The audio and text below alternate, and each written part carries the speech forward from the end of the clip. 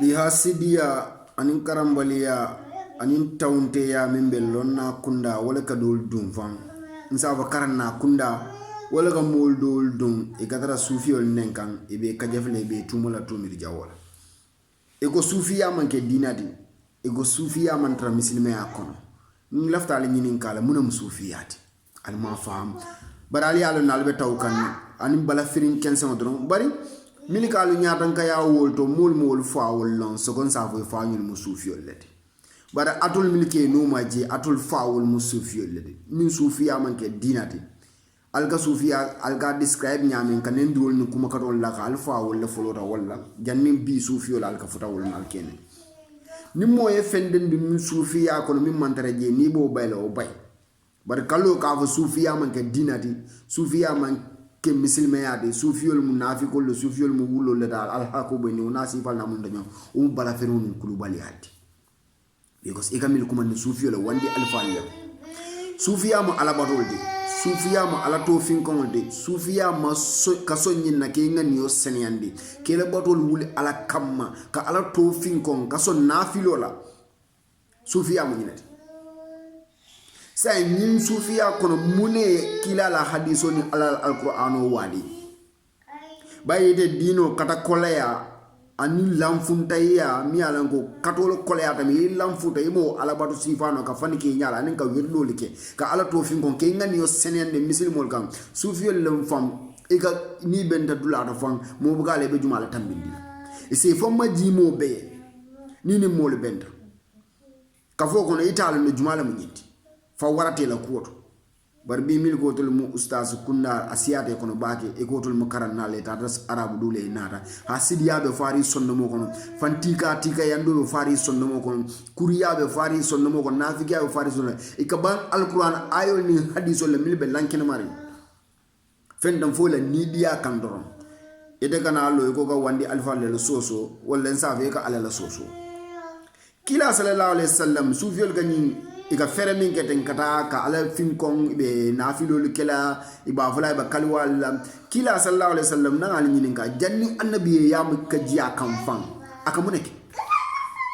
namra ka faramol balala kata kon ko to katare mira kan alala katare mira kan alala aya sunno mo senande be yo lon kabiri adindi hasidiyata kon sufiol be lori nyinaka say nite kana lo mul nyaata ibuka malu ini bora bae ibuka malu iman sile ka mule ko ha sufiya man ke dinati yo bo ni la dalilo ya bon alquran juma ko nani hadisa juma mansula arab kanna afonye doron man ne ka kambaro ngabon alquran ko le ya bon hadisol ko ya dula fonye nga kisikis barate sorla munama bedi hasidiya kensan la ni bala fere woni ni kuliya sisi kuliya ke ba molta ni ke fam fisande molti ite ta fem fola dino kono mol mam millon ite mon fellon dino kono mol mam millon say mune francis kuliyandi mori katara mol nenkan ibe ka javila kan ibe kumol fole mo sufiya mo ngani senalti wallahi wala na sufiyol meta deri ibukalu dangu al kamera ko mingo ila londo mon kabri sufiyol la dinnu wultal ma alla jama me da suki ban alla ke bal mi ala bi jigri le jama ba islantam bi ni be diamula munem kabri yedinol mil fongol kulu ye karan wol fongol yele mate kay be nenkan bari me kulu daji gola me karandi ala nyasi la sufiya do melori nyina kam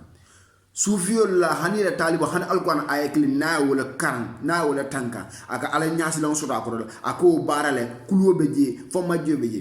bar bi mo ka alquran tankala be ba ko ngono kulu abalo be no kulu badiya abalo be frinding muso be diari ngaye fa wara mol beka nani mol bende ka foko fo sa soute ko nyinam kardi asa fam bondi mol kon asa fange ko min go ala atle kina mol ka al bala firin ken sango bula ale wonde alfa kaje fo bula nalma ala bato no ala da soron ale si allo ala bato bal ya kan bar mol li ala batle isonta alama ye niol seneyandi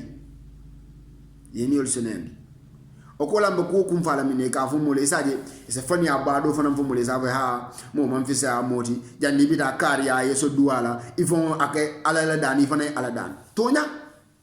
mo be nyanta ka ala dan bar mo mi ya ala batu di ni oje ko sutel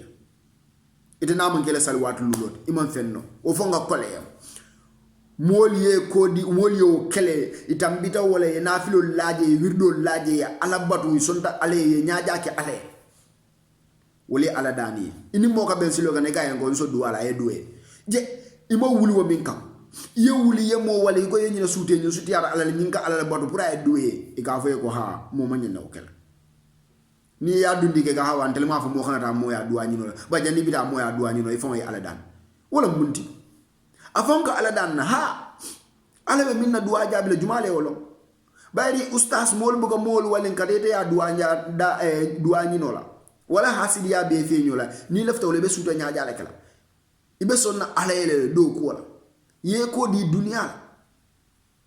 yake alquran karamati bari fani ya fo kensa isna kudo la jaha sofiol kam mun kula lake sofiol ka ziare ke la furole kila sallallahu alaihi wasallam salatu ibrahim ala karamba kila ko nga duwa nga salama hana farin kola sallallahu alaihi wasallam ndel ko ke say nin kila kola wala ulama wo kila la josera mi annabiye mol jose ntoliye woli fandul kana duwa ko yalla nin dal ala masallo ke kila ka duwa ala ta kola o mi ala ngabe ala arjano ko foka pare wala ta kola ndel ngo duwa ko we woto mili bulato no man to la alfa ko yalla ntel manyana alqur'ano be la karawe sudo ni tilo luwol amanya ne ka lonni lu fa isa fa ga ziare leke ila furole alla dalilo boto min tole al bala firmu bula al nikuli ya kensan bula dino kono ani alfa kajafo anin ka mol nen anin ka kuma fo dino do min teje ikalo karambalul nyaade ga kuma fo mul be han karambalul fan kan to nyaata eleke ustaza min fo kan to nyaata hasidi ala al te dal wadu malal be kuninna watu jumalal ba katala pour muslimol e kambe al hasidi ya kensan bula assalamu alaykum wa rahmatullahi wa barakatuh